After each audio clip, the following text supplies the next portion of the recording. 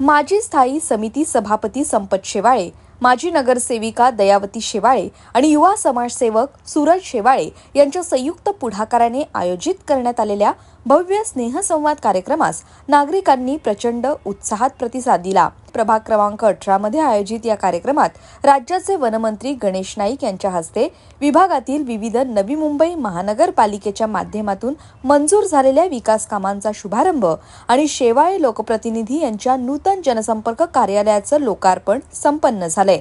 या कार्यक्रमास नागरिकांची मोठी उपस्थिती लाभली। या प्रसंगी मंत्री गणेश नाईक यांच्या हस्ते प्रभागातील ज्येष्ठ नागरिकांचा आणि सुवर्ण महोत्सवी वैवाहिक जीवन पूर्ण केलेल्या दाम्पत्यांचा यथोचित सत्कार करून त्यांच्या योगदानाचा गौरव करण्यात आला। कार्यक्रमात महिलांसाठी आयोजित लकी ड्रॉ कार्यक्रमात उत्साह संचारला होता। विजेत्या 10 महिलांना पैठणी साडी देऊन सन्मानित करण्यात आलं, तर एका भाग्यशाली महिलेला सोन्याची नथ देऊन विशेष गौरव करण्यात आला। यासोबतच आकर्षक सांस्कृतिक कार्यक्रम आणि नागरिकांच्या उत्स्फूर्त सहभागामुळे संपूर्ण वातावरण आनंद आणि ऐक्याच्या भावनेनं भारलं होतं। या प्रसंगी बोलताना वनमंत्री गणेश नाईक यांनी नागरिकांचा उत्स्फूर्त प्रतिसाद म्हणजे शेवाळे लोकप्रतिनिधींच्या कार्यामागील जनशक्तीची पावती आहे असे गौरवोद्गार काढले। शेवाळे 95 ला नगरसेवक झाले।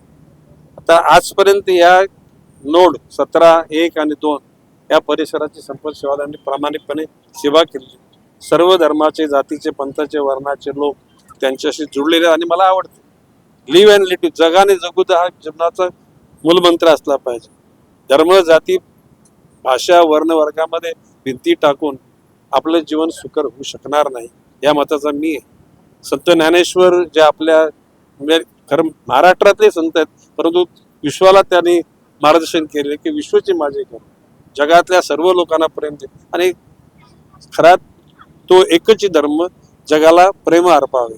प्रेम अर्पण करेल त्या माणसाचं जीवन सुकर असणार आहे। संपत शेवाळे, दमयंती शेवाळे, दयावती शेवाळे, सूरज शेवाळे यांच्या माध्यमातून या परिसराची सेवा होईल असा माझा विश्वास आहे। या प्रसंगी संपत शेवाळे यांनी देखील आपली प्रतिक्रिया व्यक्त केली आहे।